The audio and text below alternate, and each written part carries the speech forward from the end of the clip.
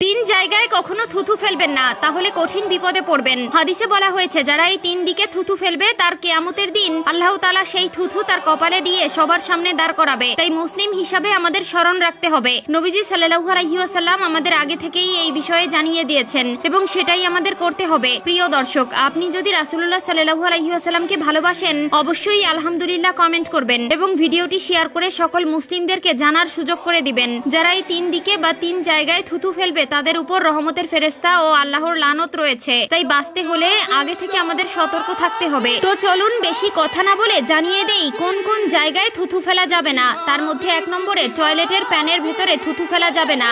আমরা যে মুখ দিয়ে খাবার খাই আবার যেইখানে মলত্যাগ করি সেখানে সেই মুখের বস্তু ফেলা যাবে না। এখনকার দিনে অ্যাটাচড বাথরুম বেশি রয়েছে, যেখানে আমরা গোসল করি, অজু করি এবং টয়লেটে মলত্যাগ করি, সেখানে থুথু ফেলা উচিত নয়। বিশেষ করে টয়লেটের একদম মধ্যে থুথু ফেলা থেকে বিরত থাকতে হবে। এটা হলো আদবের খেলাপ। অবশ্যই আমরা প্রত্যেকটি জায়গায় রাসূলুল্লাহ সাল্লাল্লাহু আলাইহি ওয়াসাল্লামের সুন্নত মানার চেষ্টা করব।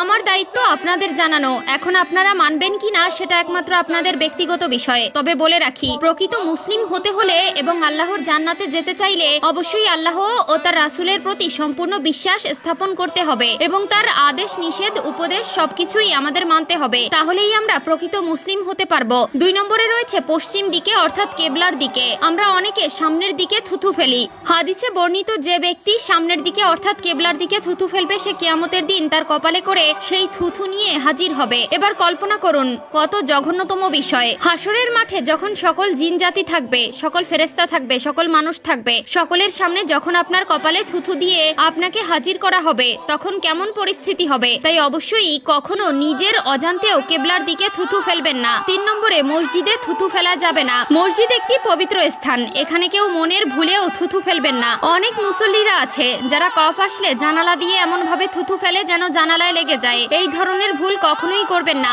রাসূলুল্লাহ সাল্লাল্লাহু আলাইহি ওয়াসাল্লাম নিষেধ করেছেন। এই ধরনের লোক আমাদের সমাজে অভাব নেই। মসজিদ হলো আল্লাহর ঘর, সেটা পরিষ্কার পরিচ্ছন্ন রাখা আমাদের দায়িত্ব।